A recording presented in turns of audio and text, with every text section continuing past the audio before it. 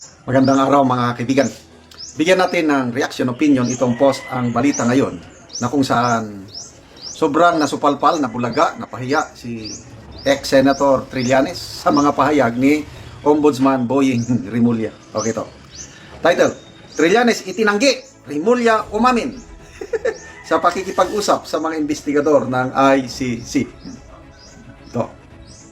Mariing itinanggi ni dating Senador Antonio Trillanes IV na may naganap na mga pagpupulong kaugnay ng International Criminal Court sa panayam sa kanya ni broadcast journalist Jessica Soho noong March 1, 2026. Nang tanungin siya hinggil sa aligasyon ng 18 dating sundalo tungkol sa umano'y sikretong pakikipagpulong sa mga ICC investigators, diretsahan ang kanyang sagot. Sabi niya, wala pong mga ganyang mga meetings. Ang ginagawa kasi nila kumo ngayon ay nasa hot water si Saldico, parang madampihan ka lang ni Saldico, parang nasa impyerno ka na. Yan sabi niya, walang ganyan meeting. Iginiit ni Trillanes na walang katotohanan ang paratang na may naganap na koordinasyon o pagpupulong sa ICC. Recorded yan ha. Recorded. Salamat na lang at na-interview siya ni Madam Jessica Soho. Ito naman. Boying Rimulya naman. Ngunit kinabukasan, March 2, 2026, mismo si Ombudsman Jesus Crispin Rimulya ang umamin na nagkaroon sila ng pag-uusap ni Trillanes noong 2025 at ipinakilala sa kanya ang dalawang personnel ng ICC. Ani ni Rimulya? Ito. Believe din ako kay Boying, Ombudsman Boying Rimulya. Thank you sir for your honesty. Yan ang lalaki. May salita. Sabi niya, sinabi ko, nakausap ko. Ano? Ani ni Rimulya, totoo yun. Nakipag-usap ako kay Trillanes. Pinakilala niya sa akin yung ICC, yung dalawang personnel na ICC. Kasi nga, meron kaming usapan na ang testigo ay dapat protektahan. Dagdag pa niya. Sinabi ko, nakausap ko, ano ngayon? Tapos na ata yung pangyayari noon, 2025. Yun, nung kinausap namin after March. Ayon kay Rimulya, naganap ang pag-uusap matapos maihatid sa The Hague si dating Pangulong Rodrigo Duterte. Ito yung naunang pagtanggi noong 2025. Matatandaan ang noong March 20, 2025 sa pagdinig ng Senate Panel on Foreign Affairs na pinamunuan ni Senator Amy Marcos, mariing itinanggi noon ni Rimulya bilang Justice Secretary na may anumang komunikasyon o tulong ng pamahalaan sa ICC. Aniya noon, we did not assist the ICC, we never had contact with them.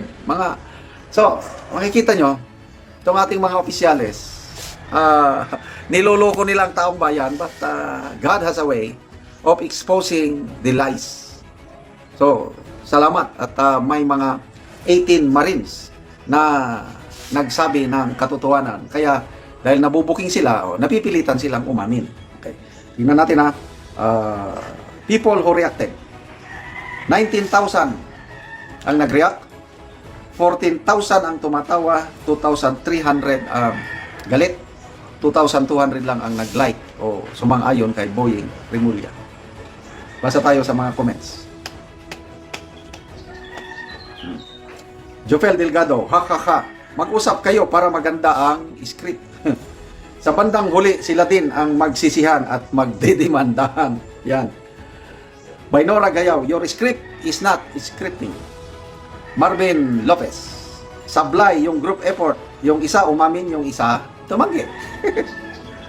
Ramel Ikot, tama, sakto yan. After ni Bangag administration, may kalalagyan kayo. Apal de Guzman, ending yan, sila na mismo ang mag-aaway at magdemandahan. Malapit na tayo sa exciting part. Eduardo Tamayo, the end is near. Karma is real. And now, napakanta tayo, tuloy tayo. The end is near. And so I face the final curtain. My friend, I'll say it clear. I'll state my case, of which I'm certain. I live a life that's full. I traveled it in every highway. And more, much more than this, I did it my way. So, malapit na talaga ang katapusan. I don't know kung hanggang kailan yan. So, sabi nga ng ating Tatay Digong, there will always be a day of reckoning. Malapit na po tayo. Konting tiis na lang. Ganyan naman ang mga bida, di ba? Nagpapabugbog muna. Then in the end, sikat ang bida. Oh. Ganyan din ang ating Tatay Digong, ang ating BP Sara. Binubugbog nila ngayon. Sige, bugbugin nyo lang. Darating ang panahon, paggulong ng palad. Gulong ng palad ay buhay, ang buhay ay gulong ng palad, ang hantungan ay kapalaran, kung minsa'y nasa ibabaw. So, good luck po mga ang ating ombudsman at dating senador. Sana mag-usap kayo na maigi para hindi na kayo mabuking sa sunod.